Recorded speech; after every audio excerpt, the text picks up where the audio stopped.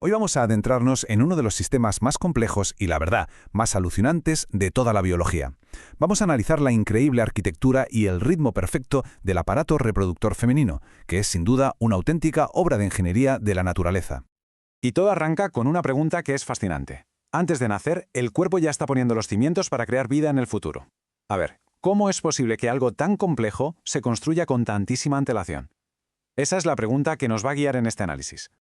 Para responder a esto, vamos a seguir una especie de hoja de ruta. Primero, veremos el plano original, cómo se monta todo el sistema. Después, nos pasaremos por el centro de mando, los ovarios. Analizaremos ese ciclo rítmico que lo dirige todo, exploraremos la anatomía clave en el camino hacia la vida y, para terminar, veremos cómo la citología nos da una ventanita para ver cómo está de salud.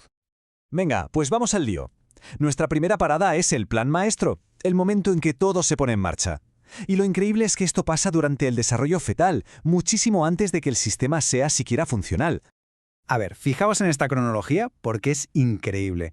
En la cuarta semana de gestación ya se están poniendo los cimientos. Durante un tiempo esa gónada es indiferenciada. O sea, podría ser tanto un ovario como un testículo. El punto de inflexión es en la semana 7. Si no hay gen SRR, el camino se desvía y se forma un ovario.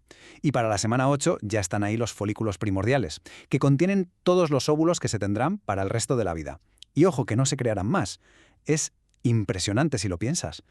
Vale, sé que este esquema parece sacado de un libro de texto súper denso, pero vamos a centrarnos en lo importante. En el diagrama de arriba a la izquierda. Ahí se ven esas primeras estructuras, esos cordones sexuales y el epitelio trabajando juntos para dar forma a lo que, sin la señal masculina, acabará siendo el ovario. Es literalmente la arquitectura de la vida en sus primerísimas etapas. Ahora que ya tenemos la estructura base, vamos a la pieza central, al motor de todo el sistema.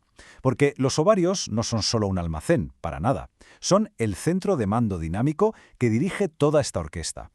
Y su poder básicamente está en estas dos funciones vitales. Por un lado, la oogénesis, que es el proceso de crear y proteger esa reserva de óvulos.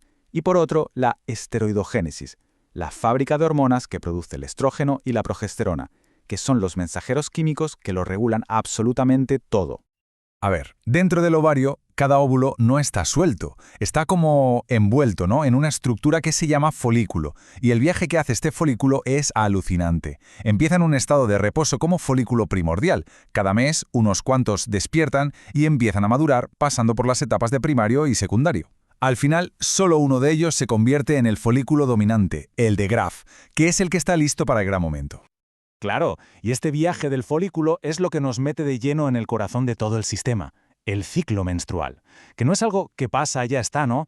Es una conversación hormonal perfectamente coreografiada que se repite, mes a mes. Para entender este baile, este gráfico va a ser nuestro mapa.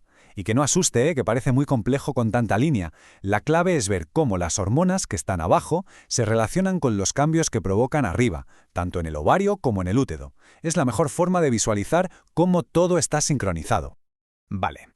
Lo primerísimo que hay que entender es que en realidad no hablamos de un ciclo, sino de dos que van de la mano, perfectamente conectados. El ciclo ovárico se encarga de desarrollar y liberar el óvulo, y a la vez, en perfecta armonía, el ciclo endometrial se ocupa de preparar el útero por si llega un embrión.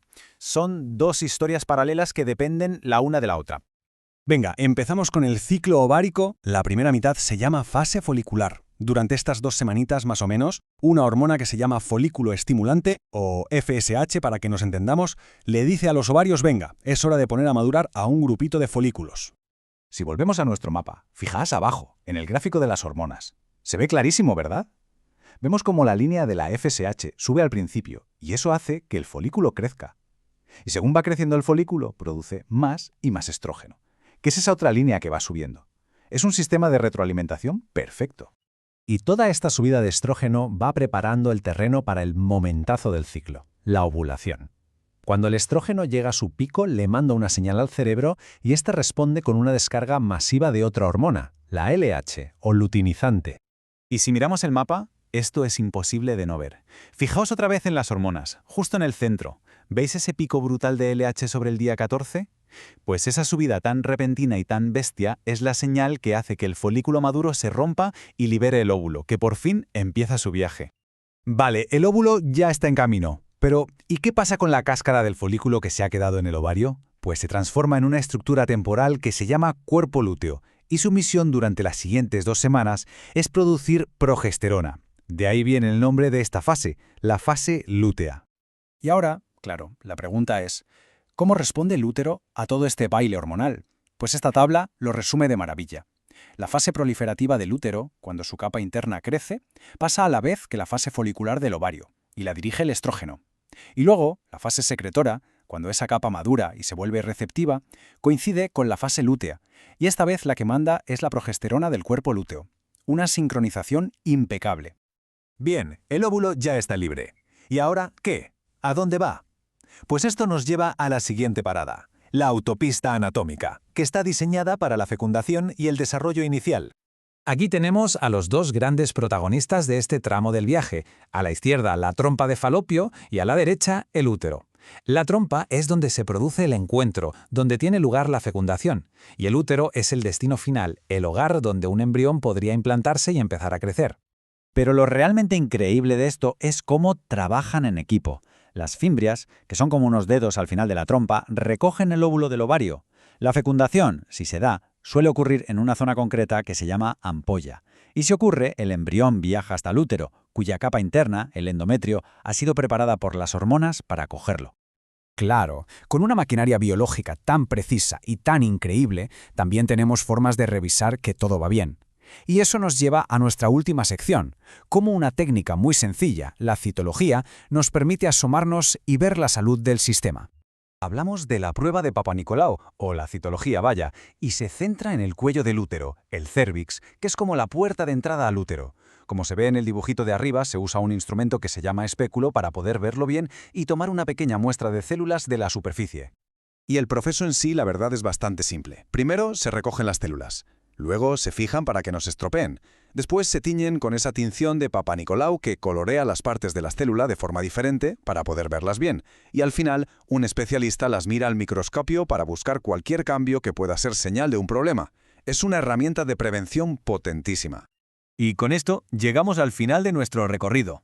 Desde cómo se construye antes de nacer hasta ese baile hormonal que se repite cientos de veces, este sistema es un ejemplo brutal de precisión y de resistencia biológica. Y nos deja con una pregunta para reflexionar. ¿Qué nos dice esta maravilla de la ingeniería sobre la persistencia y el potencial? Quizás la respuesta está ahí, en la propia maravilla de un diseño que se prepara una y otra vez para la posibilidad de la vida.